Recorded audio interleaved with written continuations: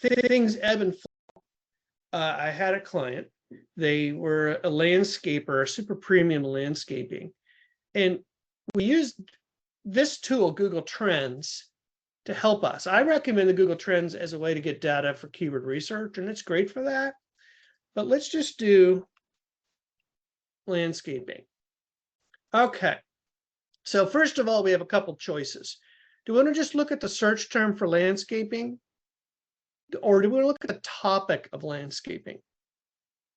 I kind of prefer, if I'm given a choice, topic, because that includes more than just one word. It might include just the idea. And especially if we're looking at industry trends for our client, the topic is going to include more than one phrase. And so already we're starting to see things. This is for the last past day. So let's do past 12 months. And so here we see April is when landscaping starts to happen, and it just is on the decline until Christmas. Suddenly after Christmas, people start to say, hey, what are we going to do this year?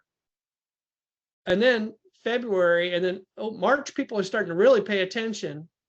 And so we can kind of see that, hey, if I was a landscaper and my search traffic and customer acquisition was down, but it's November, December, I mean, what do I expect? But if my traffic is down and it's April, May, March, something might be wrong. Now, here's even better. This landscapers can't serve everywhere in the country.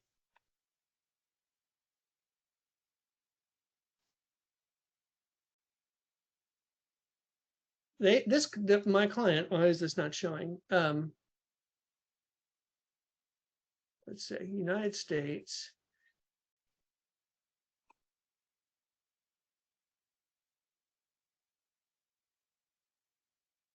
North Carolina.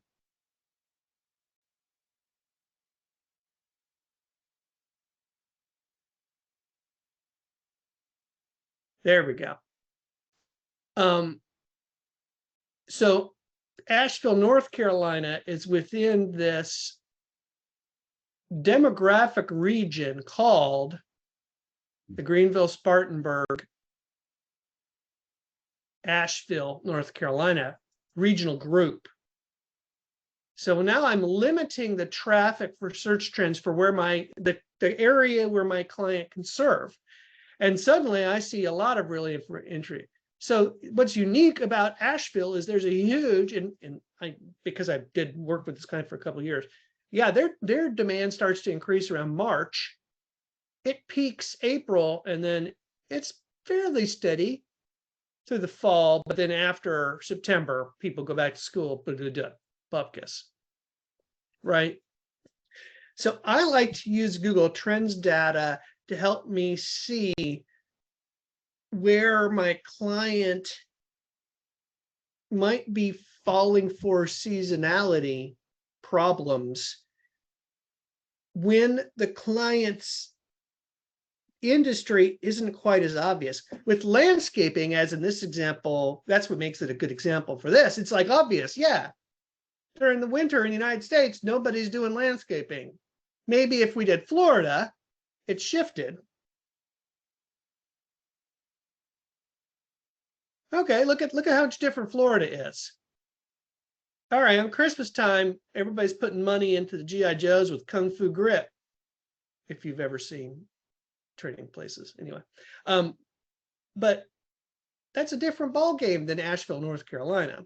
Now, what you can do, rather than do landscaping, is you can enter the same idea, this topic, or a topic that is related to your client's industry, into here, and you could, because it's not always obvious to us who don't work in that industry. So let's think of an interesting industry that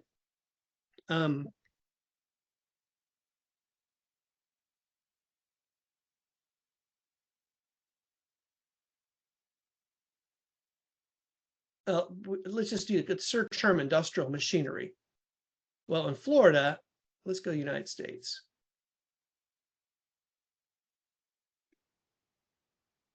All right. Well, as with most B2B companies, they're down around Christmas and they spike at the new year. And it looks like they kind of trend down, but they have almost a slow summer. And then when summer returns, they're up a little bit and down.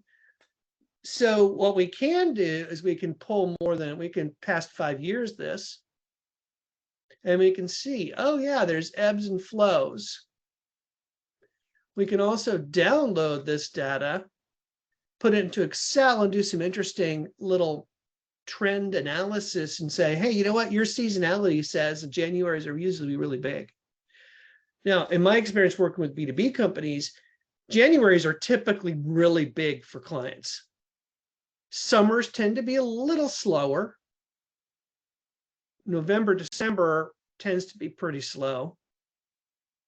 But Januaries are typically really big for my B2B clients.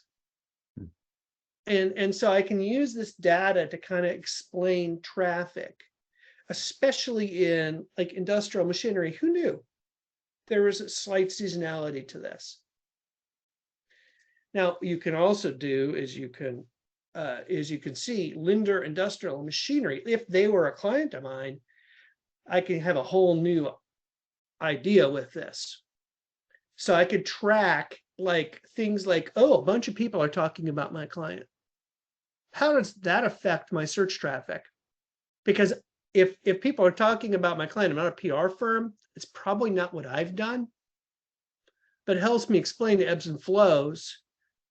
Because like if suddenly I had a client, actually I can say this at this point, I used to work for an agency and my client was Muzak, you know, the music, terrible music. Well, I came back one day after a weekend and their search traffic was off the chart. And I'm like, wow, what a great SEO I am. Look at what I did to this company. I shot them through the roof. No, they were featured in CBS Sunday Morning the day before. And everybody's going like, oh, let's look at Muzak's website.